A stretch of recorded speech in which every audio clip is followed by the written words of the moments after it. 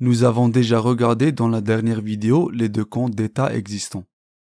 Nous vous avons présenté ici les comptes les plus courants de chaque classe de compte. Dans la description, vous pouvez également voir quand ils sont appliqués. Jetez-y un coup d'œil en toute quiétude. Dans cette vidéo, nous souhaitons aborder un peu plus en détail les comptes CVP et DAP car elles sont souvent source de confusion.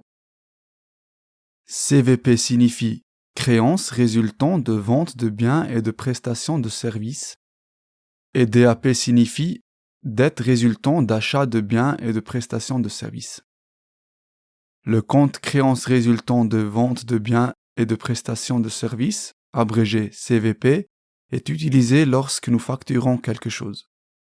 Cela peut être dû au fait que nous avons vendu nos marchandises à crédit ou que nous facturons une prestation effectuée. Plus nous avons de créances vis-à-vis d'autres personnes, plus de comptes CVP augmentent au doigt. Si les factures en suspens sont payées par nos clients, le compte CVP diminue à l'avoir. Mais attention, le compte CVP n'est utilisé que lorsque quelque chose est facturé. Si nos clients payent dès le début en espèces ou par carte, c'est-à-dire par virement bancaire, le compte CVP n'est pas utilisé. L'équivalent du compte CVP est le compte DAP.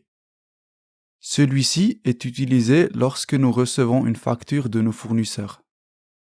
Ici aussi, il peut y avoir de très nombreuses raisons différentes pour lesquelles on nous facture quelque chose. Par exemple, la livraison de marchandises ou la mensualité de leasing d'un véhicule commercial. Plus nous avons de dettes envers d'autres, plus de comptes DAP augmentent. Si nous payons les factures en suspens, nos dettes diminuent et le compte DAP diminue. Mais ici aussi, le compte DAP n'est utilisé que lorsque nous recevons une facture. Si nous payons directement en espèces au moment de la remise ou par virement bancaire, le compte DAP n'est pas utilisé. Maintenant, vous devriez connaître les différences.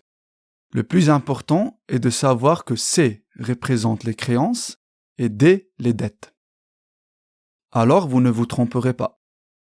Ici, vous trouverez une nouvelle vue d'ensemble des principaux comptes d'état. Nous espérons que tu as apprécié la vidéo et que tu en as retiré un enseignement. Souhaites-tu nous faire part de ton feedback, d'astuces ou d'autres commentaires? Alors envoyez-nous un email à feedback@eduti.ch. Sinon, bien du plaisir avec les autres vidéos.